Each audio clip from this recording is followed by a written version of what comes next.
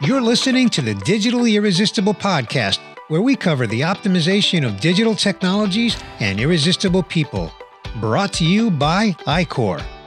Each episode features someone who sheds a little more light on the ins and outs of delivering a great employee and customer experience that has a measurable impact on the business.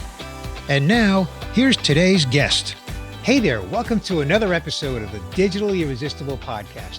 I'm your host, Bernie Borges. Today's guest is Loren Dennis. Welcome, Loren. Hi, Bernie. Thanks for having me. Thanks for being here, Loren. I'm excited to talk to you about a very important topic, and that is something that you lead up. You lead up a very special function for us at iQor, and it's called iQor Qares.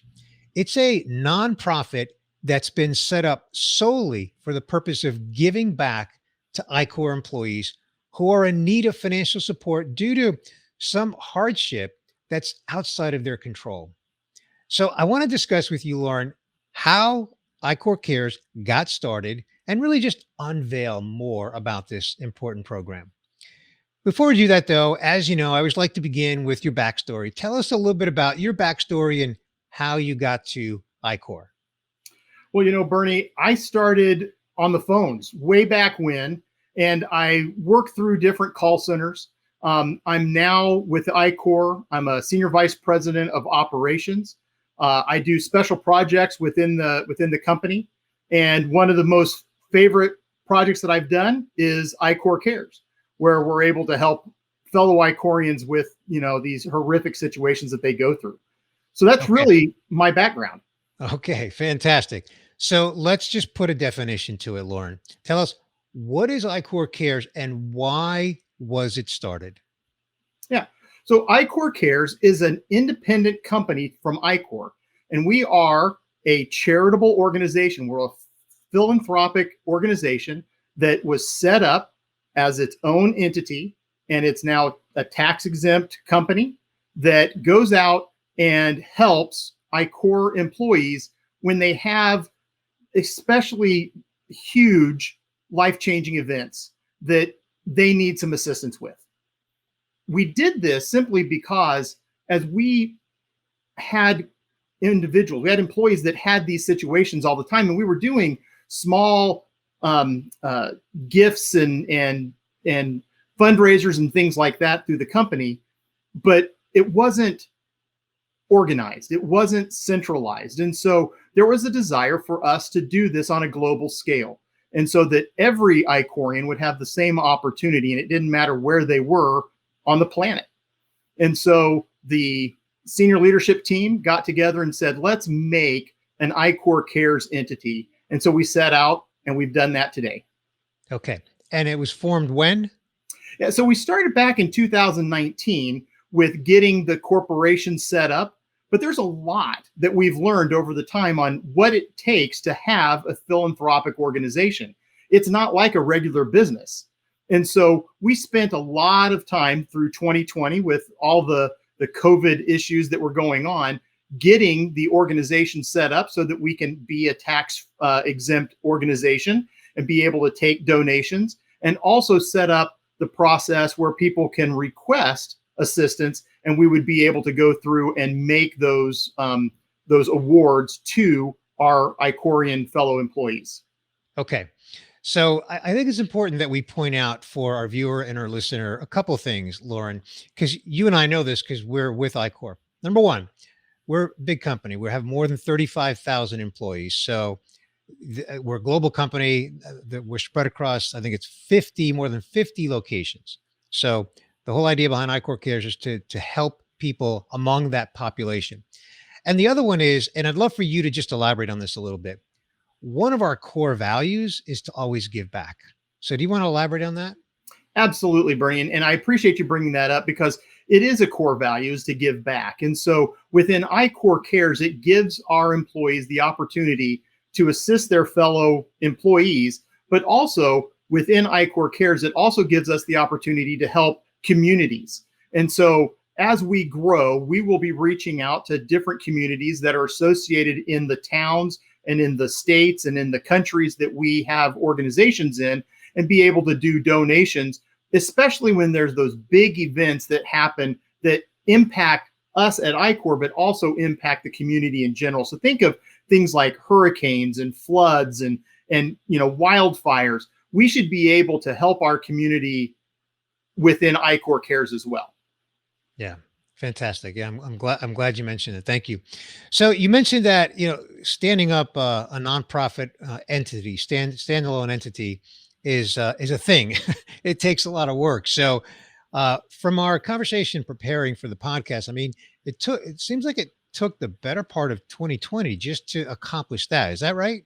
It did, Bernie. There's a lot of individual things that we have to work through. Each state has its own rules and laws that we have to work within. And each country has its own rules and laws that we have to work within. And so as we started going through this journey, we had to navigate those areas that we didn't know anything about. And we learned a lot over the last 12, 18 months in doing this. But what that allowed us to do is it allowed us to get into states where we are able to now offer tax exempt or tax free donations to come in the United States. And we're working, give a little bit of foreshadow here. We're working to do that on a global scale as well. So that's really what 2020 was been used as, to really get us off the ground to do that. Okay. So 2020 was a sort of an infrastructure building year. What did 2021 look like for iQor Cares? So 2021 has been getting our employees an understanding of what is iQor Cares, and being able to go out and start soliciting donations, being able to tell people if they have a need, where would they be able to go and fill out the forms, being able to get the structure in place to be able to organize those requests in, getting the board of directors set up for approvals.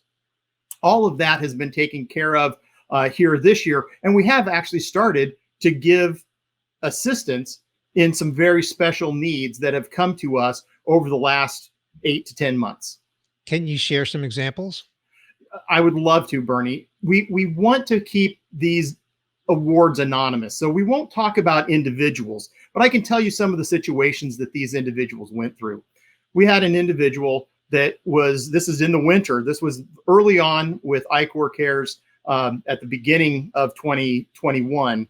And they had a cancer situation, and they were in the upper part of the United States where it was extremely cold, and they were on a leave of absence, and they could not pay their heating bills. We were able to offer them some assistance so that they would not freeze in their own home. We've also had a situation where one of our fellow employees had a very large house fire, and it burnt multiple rooms in their home. And we were able to help them in that transition before the insurance monies came to get the house rebuilt. They were still needing food while their kitchen was burnt. They had to go out to eat and things like that. And so we were able to offer them some assistance just to get them through that interim period. And then, there's been a lot of other things, but most recently, Bernie, we know that COVID has really been, a worldwide pandemic. And we have had situations where we've had fellow iQorians, unfortunately, who've passed away, and we've helped them with some of their funeral arrangements.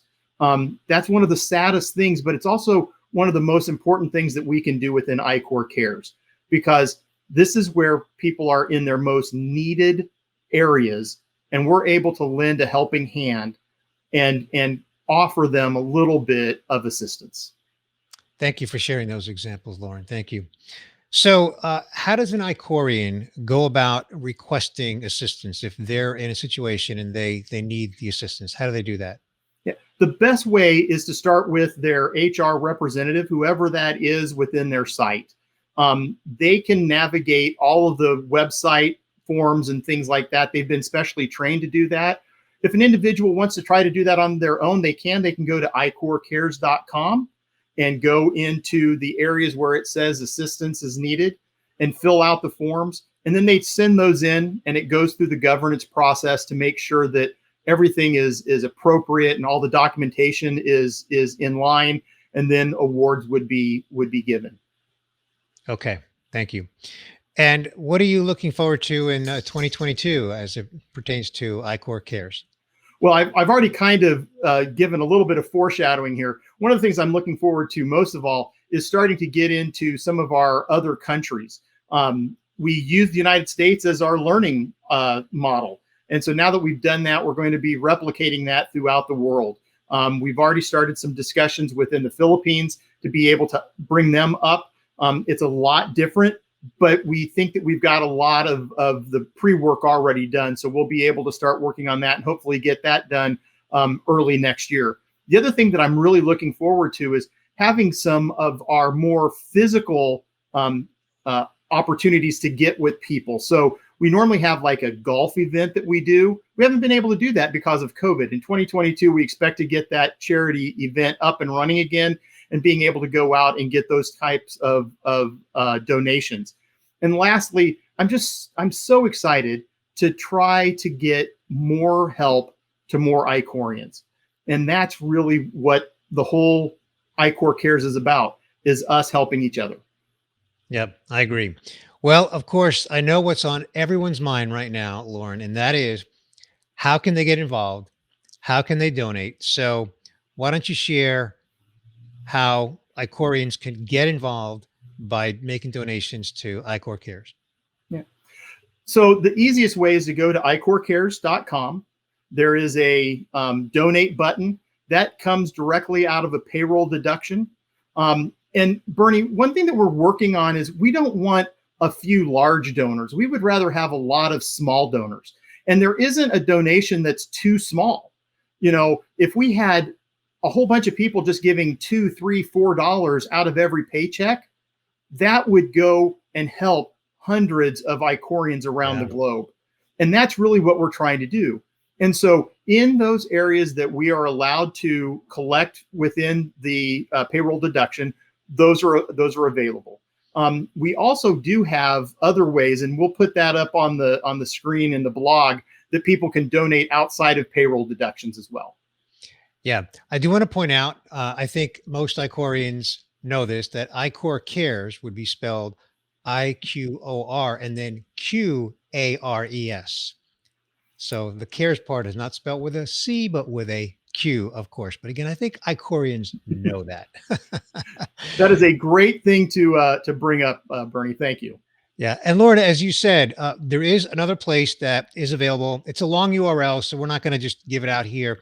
We will link it up in the blog post that's associated with this episode at our website at iQor.com. And that is a link that anybody can go to for like one-time giving. And by the way, correct me if I'm wrong, that link can be available to anybody. Anybody, even outside the company, can just go give one time at their leisure, correct? Absolutely. It's through a credit card company that we're able to collect those, and so anyone can go and use that anywhere in the world. Great. One final thing before I ask you my final question, and that is, tell us about the connection to smile.amazon.com. Yeah. Thanks, Bernie. Yeah. So we have set up with Amazon. They have a charitable area within their organization. And so if you go to smile.amazon and set up iQor Cares as your charity of choice, you can now, just through your normal Amazon shopping, be able to make donations into iQor Cares. So we would really love to see more people utilize that just in their normal Amazon shopping. Fantastic. Love that. That's great. Thank you for sharing that. Well, Lauren, I know that you get a lot of satisfaction out of this, so I know you enjoy the work that you're doing with iQor Cares. But I do want to ask you, and I think you know that it's custom for us on the Digitally Irresistible podcast to ask each guest, when you're not working, what do you like to do for fun? My favorite thing is spending time with family. And, it can be at our home, watching movies, playing games. We love to go out and do volunteer work in our community.